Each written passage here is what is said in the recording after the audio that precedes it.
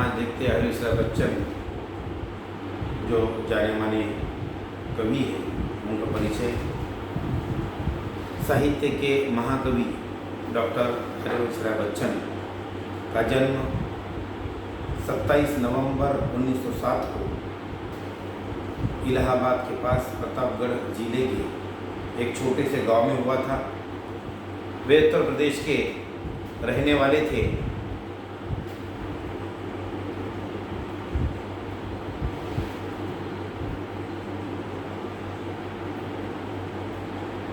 हरीश राय ने 1943 में इलाहाबाद यूनिवर्सिटी से इंग्लिश लिटरेचर में एमए किया था। वे 1941 से 1952 तक इलाहाबाद यूनिवर्सिटी में प्रवक्ता भी रह चुके हैं।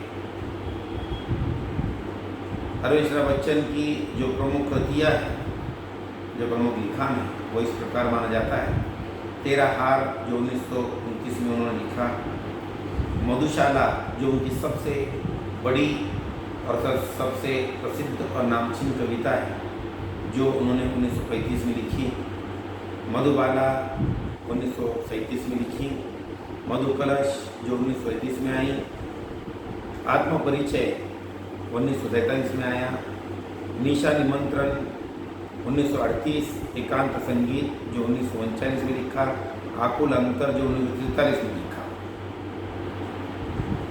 हरीश राय बच्चन की प्रमुख रचनाएं जो है, उनमें जो काव्य संग्रह है वो मधुशाला, मधुबाला, मधुकलश, निशा निमंत्रण, एकांत संगीत, आकुलांतर, मिलन यामिनी, सतरंगिनी, आरती और अंगारे, नए पुराने छड़ों के टूटी फूटी कड़ियाँ, यह मानी जाती है।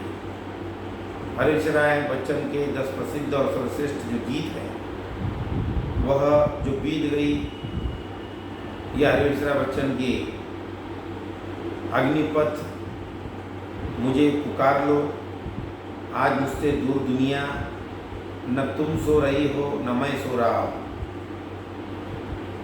साथी सो कर कुछ बात, आओ हम पद से हट जाएं, इसकी मुझको लाज नहीं आती।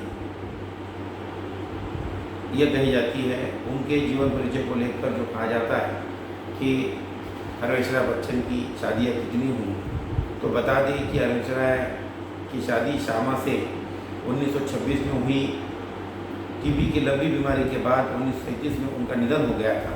इसके बाद उन्होंने 1941 में तेजी सूरी से शादी की थी।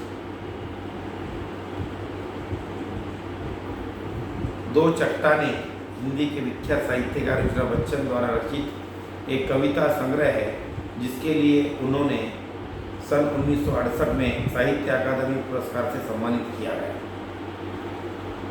हरीश राय बच्चन का दूसरा जो नाम माना जाता है, वह आत्मानुभूति को ही काव्य का आधार बनाने वाले हरीश राय बच्चन का जन्म 27 नवंबर 1907 को उत्तर प्रदेश के प्रतापगढ़ जिले की रानीगंज तहसील के बाबूपट्टी गांव में प्रताप नारायण श्रीवास्तव एवं सरस्वती देवी के यहाँ हुआ था।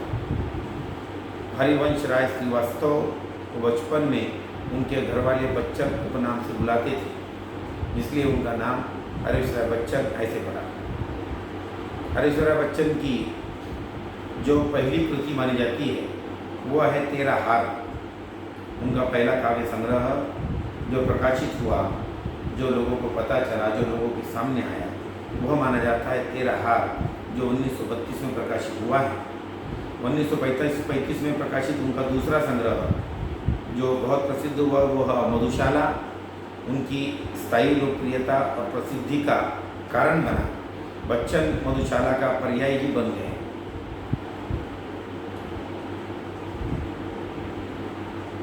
हरीश राय बच्चन का जो कलम नाम था, वो बच्चन का नाम इस प्रकार पड़ा कि ब्रिटिश भारत के आगरा अवध के संयुक्त प्रांत बाबूपट्टी एक हिंदू कायस्थ परिवार में हुआ था। उनका पारिवारिक नाम श्रीवास्तव था, लेकिन उन्होंने अपनी हिंदी कविता के लिए उपनाम बच्चन, जिसका अर्थ है बच्चा, का उपयोग करना शुरू किया। उनकी जो कविताओं की मुख्य विशेषता मानी जाती है, विषय और शैली की दृष्टि से स्वाभाविकता बच्चन की कविताओं की विशेषता है। सहज रूप में, सहज स्वभाव में वो कविताओं का लिखान करते थे, इसलिए स्वाभाविकता बच्चन की कविताओं की विशेषता मानी गई है। उनकी कविताओं में रोमानियत और कसक है, वही गेयता, सरलता, सरसता के कारण इनके काव्य संग्रहों को काफ़ी पसंद किया गया। बच्चन ने सन 1935 से 1940 के बीच व्यापक निराशा के दौर में मध्यम वर्ग के विक्षुब्ध और वेदनाग्रस्त मन को वाणी दी है।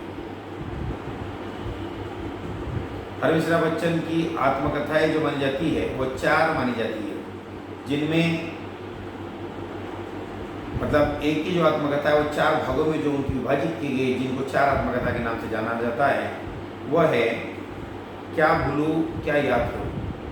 उनके जीवन को लेकर, उनके अर्धांगिनी को लेकर, उनके पत्नी को लेकर और उनके पूरे जीवन को लेकर जो उन्होंने आत्मकथाएं लिखी वो 4 भागों में विभाजित की गई, जिसमें पहली आत्मकथा मानी जाती है क्या भूलूं क्या याद करूं, जो 1969 ईस्वी सन में हमारे सामने आई। दूसरा जो उन्होंने फिर जीवन की शुरुआत की, एक धर्मपत्नी के साथ का जब जीवन उनका वहाँ का समाप्त हुआ, उनकी पत्नी का देहांत हुआ, फिर से उन्हें जीवन की नई शुरुआत करनी पड़ी एक नए साथी के साथ। तो उन्होंने उसके बाद का जो आत्मकथा लिखा उसका नाम था नीड का निर्माण फिर, अर्थात वो संसार जो बसाया उसका फिर निर्माण फिर, ऐसे 1970 ईस्वी सन में वह दूसरा भाग आया। तीसरा बसेरे से दूर, यह एक आत्मकथा का भाग उनका आया। और उनकी जो अंतिम रचना मानी गई हरिवंशराय बच्चन की, तो हरिवंशराय बच्चन जी ने 1984 में अपनी आखिरी कविता लिखी थी, जिसका शीर्षक था 1 नवंबर 1984, जो इंदिरा गांधी जी की हत्या पर आधारित थी। इंदिरा गांधी और बच्चन परिवार के जो संबंध है, जो रिश्ते हैं, इन रिश्तों को हमारा देश भली भांति जानता है कि बच्चन परिवार और गांधी परिवार के रिश्तों के बीच में जो प्यार हमें नज़र आता है, जो प्रेम हमें नज़र आता है, वह हरिवंशराय बच्चन ने इंदिरा जी पर जो उनकी हत्या पर जो एक अंतिम रचना उनकी लिखी थी, आपकी सबसे पसंदीदा हरिवंशराय बच्चन जी की कविता है। हरिवंशराय जी की जो शैली थी, लिखने की जो शैली हम मानते हैं, वो हरिवंशराय बच्चन जी हिंदी भाषा के कवि थे। ऐसा माना जाता है कि इनकी कविताओं ने भारतीय साहित्य में परिवर्तन किया था। इनकी शैली पूर्व कवियों से भिन्न थी, इसलिए इन्हें नई सदी का रचयिता कहा जाता था। इनकी रचनाओं ने भारत के काव्य में एक नई धारा का संचार भी किया था, जो हमें देखने के लिए मिलता है।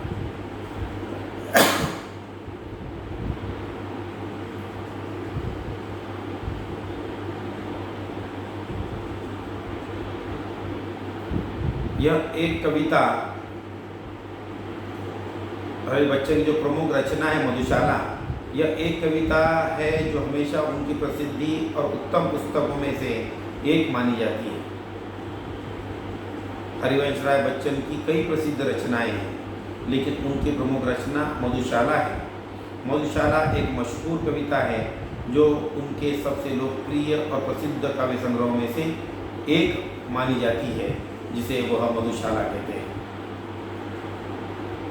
उनका व्यक्तिगत जीवन अगर हम देखें तो व्यक्तिगत जीवन में 1926 में श्यामा से विवाह हुआ। उसके बाद जिनकी 1936 में तपेदिक से मृत्यु हो गई।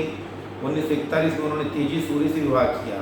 उनके बड़े बेटे अमिताभ बच्चन का जन्म 11 अक्टूबर 1942 को हुआ। उसके बाद उनके छोटे बेटे अजिताभ का जन्म 18 मई 1947 में हुआ। अर्थात उनको 2 बेटे थे।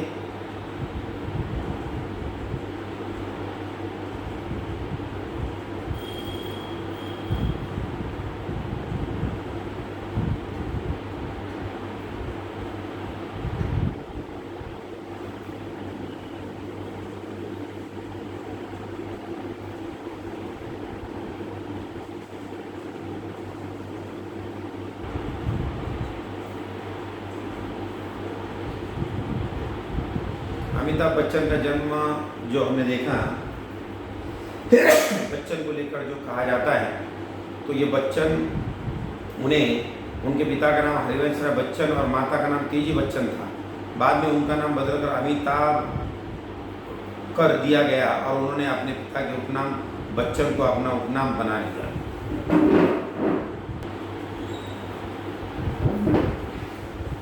आज हम देखते हैं सूर्यकांत त्रिपाठी निराला, इनका जीवन परिचय।